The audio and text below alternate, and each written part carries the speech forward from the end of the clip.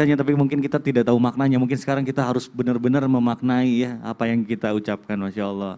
Nah selanjutnya kita akan masih melanjutkan pembahasan kita hari ini. Selanjutnya saya mau ke Ustadz Syam.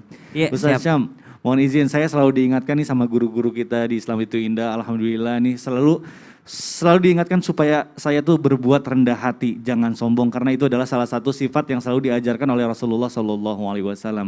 Sehingga insya Allah itu tuh bisa menenteramkan hati kita, juga menenteramkan bagi lingkungan sekitar. Tapi mohon maaf nih, kadang ya namanya manusia ya, kadang suka ngeliat gitu di sosial media zaman sekarang, banyak orang udah punya segala macam gitu. Nah saya tuh pengen supaya saya tuh selalu rendah hati gitu. Apakah ada gak sih Ustaz zikir yang bisa kita baca agar selalu memiliki sifat rendah hati dan tidak ria kepada orang lain? Mohon penjelasannya guru, silakan. Bismillahirrahmanirrahim. Tabi kembali guruku Syekh Muhammad Ustaz Maulana Mas Mikdad serta guru-guru kami yang dimuliakan Allah Subhanahu wa taala. Ba'da an aqul a'udzu billahi minasyaitonir rajim. وعباد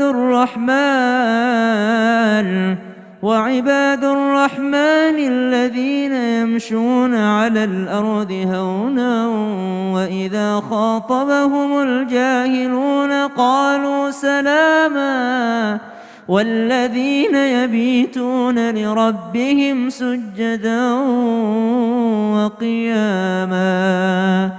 Kita masih dalam waktu yang dekat dengan momen peringatan Isra wal Mi'raj, di mana Nabi SAW diberikan tawaran, apakah engkau ingin menjadi nabi sekaligus raja seperti Nabi Daud, Nabi Sulaiman, nabi sekaligus raja, atau engkau menginginkan menjadi seorang nabi sekaligus hamba? Maka Nabi SAW saya memilih menjadi nabi sekaligus abdun, sekaligus hamba.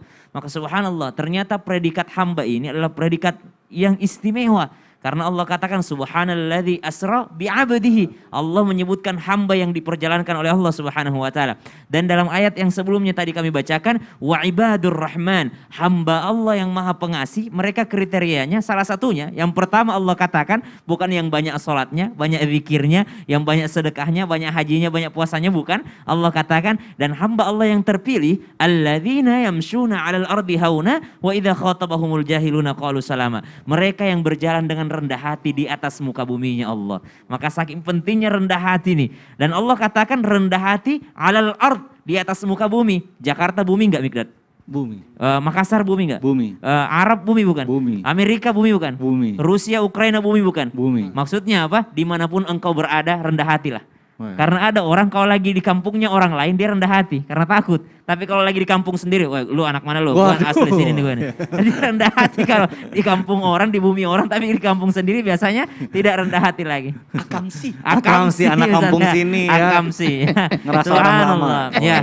Pejabat itu penghuni bumi, pemerintah penghuni bumi, Betul. anak kecil penghuni bumi, orang kaya penghuni bumi, orang miskin juga penghuni bumi. Maksudnya apa? Engkau rendah hati di atas muka bumi, siapapun yang engkau ajak bicara rendah hati lah. Allah. Karena banyak orang kalau kepada orang berpangkat, berpejabat, subhanallah, iya buang, iya, iya. Betul. Tapi kepada anak kecil sombong, naudzubillah min dzalik. Kepada orang tuanya sendiri dia sombong. Maka rendah hati itu kepada siapapun engkau berbicara, dimanapun engkau berada, tetaplah engkau bersikap rendah hati. Dan ada doanya ternyata. Nabi SAW pernah meminta ini, dan ini sedikit mengagetkan kepada kita kalau kita tidak menelusuri apa makna daripada doa Nabi SAW. Nabi meminta, Allahumma ahyini miskina. Ya Allah hidupkan aku miskin, wa amitni miskina, matikan aku miskin, wahsyurni zumratal masakin yaumal qiyamah, dan kumpulkan aku bersama orang miskin di hari kiamat.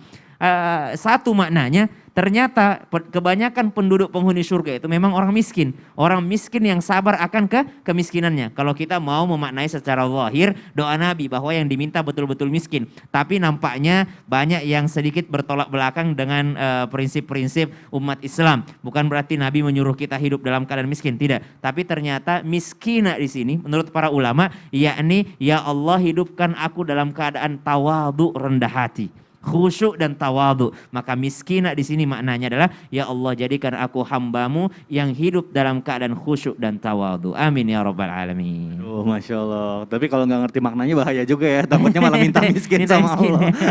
Nanti malah dimiskinin, bener, Masya Allah. Jadi penting memaknai dan menafsirkan apa yang kita bacakan juga. Betul, karena beda miskin, beda fakir. Betul, betul, Masya Allah. Terima kasih Ustaz yang penjelasannya luar biasa. Masya Allah, jamaah luar biasa ini juga sudah banyak sekali pertanyaan yang sudah masuk ke sosial media. Media Islam itu Indah. Mungkin sekarang juga kita akan kasih kesempatan lagi jamaah untuk pertanyaan akan dijawab sama guru-guru kita. Sekarang langsung aja kita masuk ke segmen Tanya Dong Ustadz.